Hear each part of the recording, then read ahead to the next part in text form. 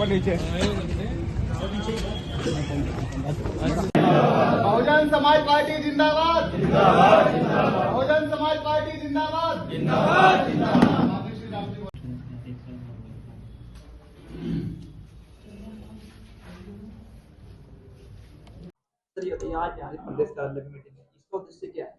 देखिए, आज का जो मीटिंग का उद्देश्य था कि माननीय बहन जी का 15 जनवरी को जन्मदिन मनाया जाता है जन कल्याणकारी दिवस के रूप में।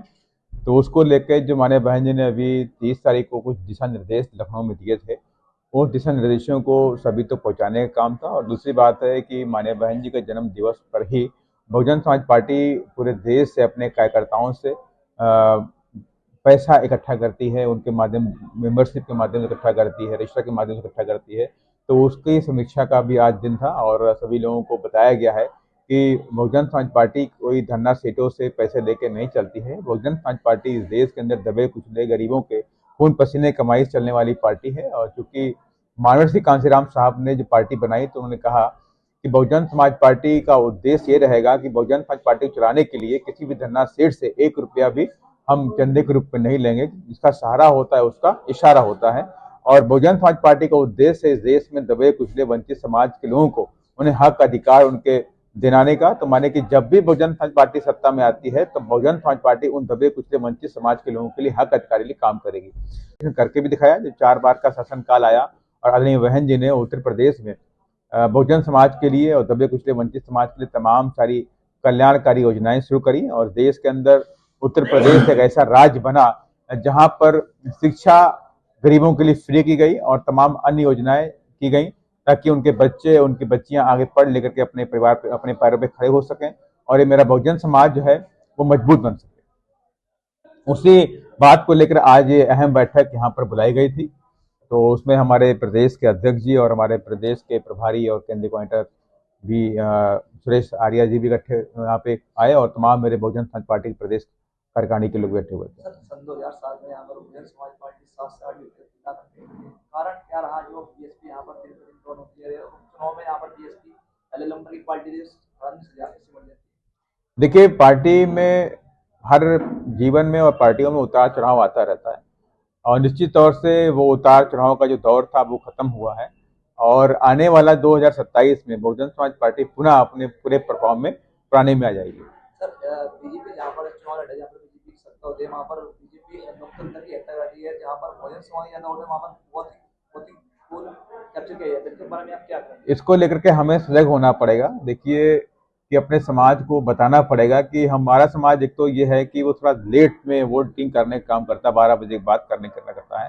आदरणीय बहन जी ने कई बार बोला कि चाय और नाश्ता पानी बाद में और पहले वोट डालना है।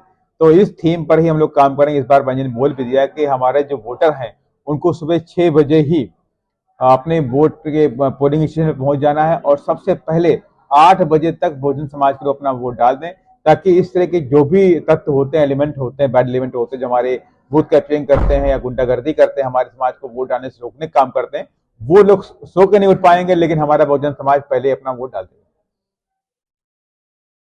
ये चुनाव होंगे और अभी दिल्ली में भी चुनाव होने वाले हैं विधानसभा के चुनाव, तो वो किस मुद्दों पर बहुजन समाज पार्टी चुनाव लड़ने वाली है? देखिए, मुद्दे आप सबको पता है कि इस देश के अंदर हमारा एक ही मुद्दा है कि बाबा साहब के संविधान को पूरी तरह से लागू किया जाए। और इस वक्त देश के अंदर पहले कांग्रेस की सरकार रही और इस बार बीजेपी की सरकार है और ये दोनों पार्टियां बाबा साहब के संविधान की बातें तो करती हैं कि संविधान को बचाएंगे, संविधान जिंदाबाद, लेकिन अंदर ही अंदर संविधान को खोखला करने में भी लगी हुई है। और बहुत लंबे अरसे तक संविधान को खोखला करने में कांग्रेस ने काम किया और बचा खुचा काम भारतीय जनता पार्टी के लोग भी कर रहे हैं। और जिस तरह से हमारे आरक्षण पे हमला किया गया, हमारे SC ST हमारा जो SC ST जो कानून था उस पर हमला किया गया, ये चीजें दिखाई पड़ती हैं कि बीजेपी वाले भी हमारे संविधान को खोखला कर रहे हैं। लेटरल एंट्री है, कॉन्ट्रैक्ट बेसिस जॉब है, हर जगह पे हमारे आरक्षण को खत्म किया जा रहा है।